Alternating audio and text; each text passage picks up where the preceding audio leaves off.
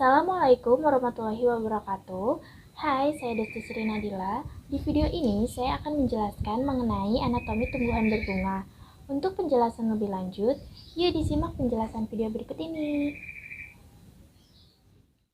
Anatomi tumbuhan merupakan ilmu yang mempelajari struktur fisik tumbuhan. Anatomi tumbuhan biasanya dibagi menjadi 3 bagian: organologi, histologi, dan sitologi. Pada umumnya, tumbuhan berbunga terdiri atas akar, batang, daun, bunga, dan buah.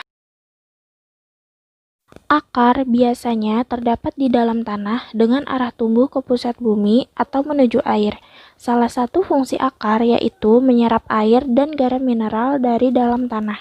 Bagian-bagian akar terdiri dari pangkal akar, batang akar, cabang akar, rambut akar, dan ujung akar. Pangkal akar berfungsi untuk menghubungkan antara bagian akar dengan bagian batang dari sebuah tumbuhan. Batang akar berfungsi untuk menghubungkan antara pangkal akar, cabang akar, rambut akar, hingga ujung akar.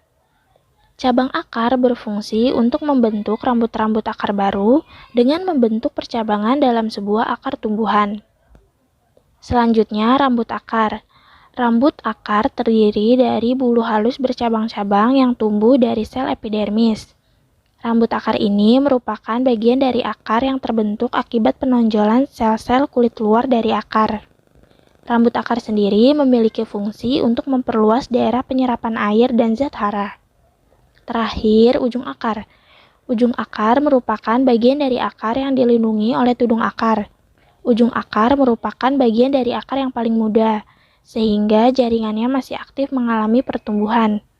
Jika telah bertumbuh, ujung akar ini nantinya dapat memfasilitasi terbentuknya cabang akar maupun rambut akar yang baru. Batang adalah sumbu tumbuhan tempat semua organ lain bertumbuh dan tumbuh. Pada irisan melintang batang akan tampak 3 daerah pokok yaitu epidermis, korteks, dan stel. Perbedaan struktur batang dikotil dan monokotil.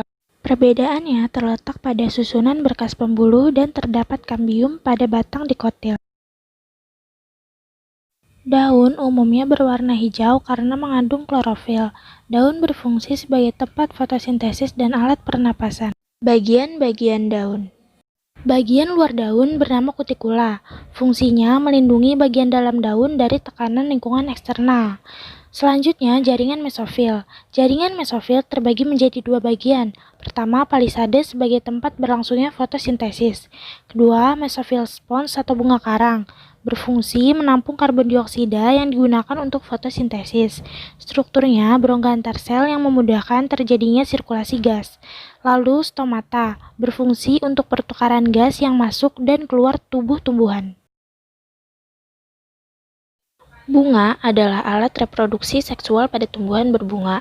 Bunga terdiri atas mahkota, putik, benang sari, kelopak, tangkai, dan dasar bunga. Mahkota mempunyai fungsi untuk menarik perhatian serangga. Benang sari sebagai alat reproduksi jantan. Putik sebagai alat reproduksi betina. Bakal biji sebagai tempat penyimpanan hasil penyerbukan.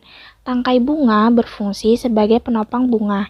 Dasar bunga sebagai tempat melekatnya mahkota bunga, dan kelopak berfungsi untuk melindungi mahkota bunga saat masih kuncup. Buah adalah organ tumbuhan berbunga yang merupakan perkembangan lanjutan dari bakal buah. Buah biasanya membungkus dan melindungi biji. Biji adalah bakal tumbuhan berbunga yang telah masak. Biji berfungsi sebagai embrio bagi tumbuhan. Bagian-bagian buah dan biji. Daging buah disebut perikarp yang terdiri atas eksokarp atau kulit buah, mesokarp atau daging buah, dan endokarp atau lapisan paling dalam yang biasanya mengelilingi biji. Biji terdiri dari kulit biji, endosperm, dan embrio atau lembaga. Cukup sekian penjelasan video dari saya, kurang lebihnya mohon maaf dan semoga bermanfaat. Wassalamualaikum warahmatullahi wabarakatuh.